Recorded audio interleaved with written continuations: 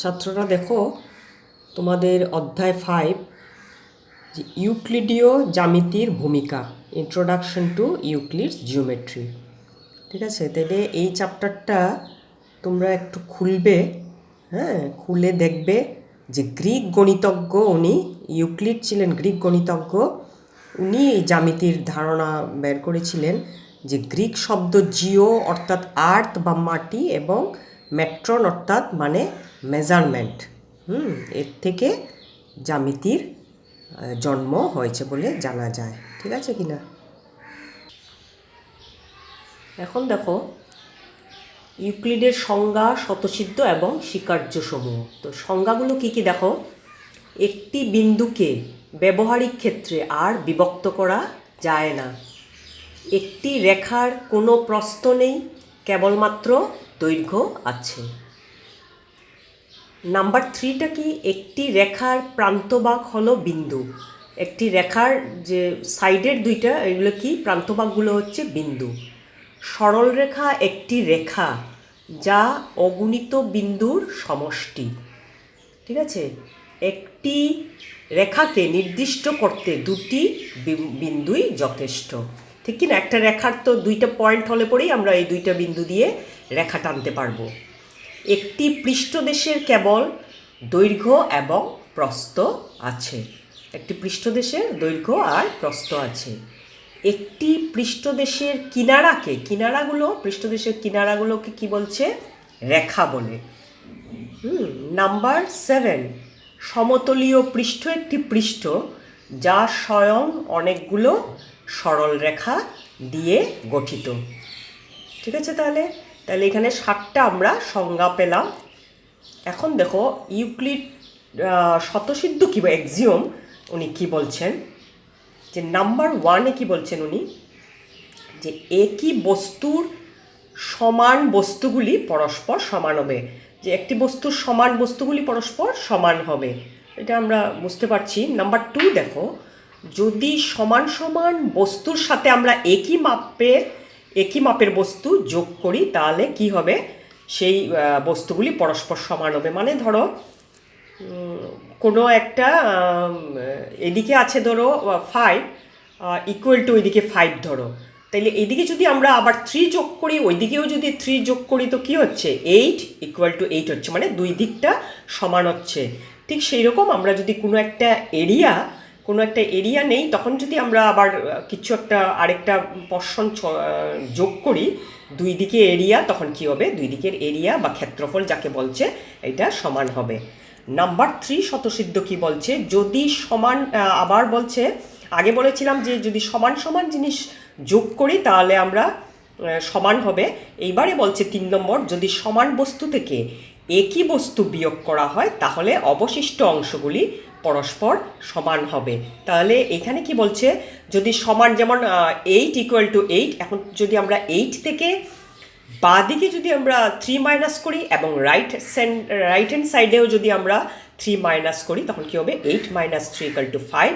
Right সাইডেও হবে 8 minus 3 equal to 5 equal to 5। বা কোনো ইকুয়াল পোরশন, একটা বর্গক্ষেত্রও যদি হয়, তার থেকে যদি আমি একটা পোরশন আমি যদি কেটে সরিয়ে নিই, আবার ডান দিকেও আরেকটাও যদি বর্গ এরকম সমান মাপের ছিল, যে 5 বর্গ মিটার বা 5 বর্গ মিটার, এখান থেকে যদি আমি 1 বর্গ মিটার দুই দিকে আমরা কেটে ফেলে দিচ্ছি, বিয়োগ করে দিচ্ছি, তাহলে অবশিষ্ট যে অংশগুলো থাকবে এগুলো পরস্পর সমান হবে।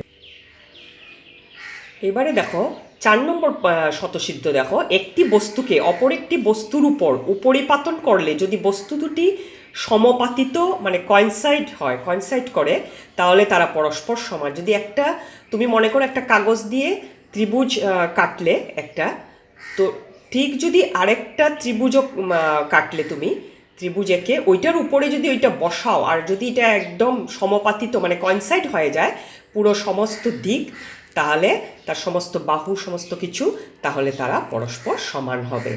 5 নম্বর বলছে, সমস্ত বস্তুটি তার যে কোনো অংশ থেকে বৃহত্তর, যা হোল পার্ট, যেটা কোনো কিছু, একটা বৃত্তই হোক, বর্গই হোক, ত্রিভুজ যাই হোক, তার যদি তুমি তার একটা অংশ করো, তাহলে তার যে পুরোপুরি যে ত্রিভুজটা তার অংশের থেকে সেটা বৃহত্তর হবে। নাম্বার 6 বলছে একই মাপের দুটি বস্তু দ্বিগুণ করলে তারা পরস্পর সমান হয়। এখন ধরো একটা 7 আমি সংখ্যাই বলছি, তাইলে 7, আরেকটাও 7 ধরো, তো 7কে যদি আমি দ্বিগুণ করি এদিকে 14 হবে, ওইটাকেও যদি দ্বিগুণ করি তাইলে 14 হবে। ঠিক সেরকম কোনো মাপের বস্তু যদি আমরা দুইবার, ধরো 1 কিলো আটা, 1 কিলো আটা, ঠিক আছে। এখন যদি এটাকে আমি দ্বিগুণ করে দিচ্ছি তাহলে কি হবে, 2 কিলো আটা তারা পরস্পর সমান হবে, এইটা বলছে। তো একই মাপের দুইটি বস্তুকে যদি আমরা অর্ধেক করলে বাকি অর্ধেক বস্তুর দ্বয়ও পরস্পর সমান হবে। এখন যদি অর্ধেক করে দিই, একটা বর্গক্ষেত্রকে অর্ধেক করে দিই, তাইলে কি হবে, তাইলে অর্ধেক যে অংশগুলো ওরা পরস্পর সমান হবে। এগুলো তাইলে এখানে আমরা কি পাচ্ছি, যে 7টা আমরা ইউক্লিডের স্বতঃসিদ্ধ পাচ্ছি। এই স্বতঃসিদ্ধগুলা তোমরা লিখে প্র্যাকটিস করবে, মুখস্থ করবে। এগুলো কিন্তু পরীক্ষায় অবশ্যই আসে, আমি তোমাদেরকে প্রশ্ন দিয়ে দেব। এইবারে স্বীকার্যগুলো দেখো, ইউক্লিডের স্বীকার্যগুলো দেখো। নাম্বার 1 বলছে যে কোনো একটি বিন্দু থেকে অপর যে কোনো একটি বিন্দু পর্যন্ত একটি মাত্র সরলরেখা অঙ্কন করা যায়। ঠিক আছে কি না? আবার বলছি, যে কোনো একটি বিন্দু থেকে অপর যে কোনো একটি বিন্দু পর্যন্ত একটি মাত্র সরলরেখা অঙ্কন করা যায়। নাম্বার 2, একটি সীমাবদ্ধ রেখাকে উভয় দিকে ইচ্ছামতো বর্ধিত করা যায় কি না?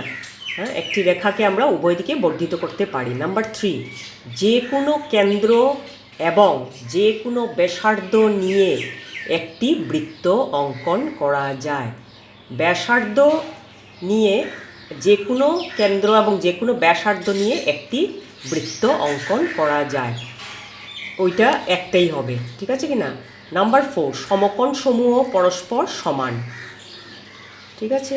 নাম্বার 5, যদি একটি সরলরেখা দুইটি সরলরেখার উপর পতিত হয় তাহলে বাহুটির মানে ছেদক একই পার্শ্বে যে দুটো অন্তঃকোণ উৎপন্ন হয় তাদের মাপের সমষ্টি যদি 2 সমকোণের কম হয় তবে রেখা দুটোকে বর্ধিত করতে থাকলে একসময় ওই রেখাটির যেদিকে একটি বিন্দুতে মিলিত হবে, যেদিকে একই পার্শ্বস্থ কোনো দুটোর মাপের সমষ্টি 2 সমকোণের কম হবে। এবারে দেখো প্রশ্ন একটা, যে নিচের কোনটির প্রমাণের প্রয়োজন হয়? স্বতঃসিদ্ধ, উপপাদ্য, স্বীকার্য এবং সংজ্ঞা। 1 মার্কের তোমরা বলবে এ কারেক্ট না বি না সি না ডি। আর নাম্বার 2, ইউক্লিডের 2টি স্বতঃসিদ্ধ লিখো, এটা হচ্ছে 2 মার্কের। এগুলো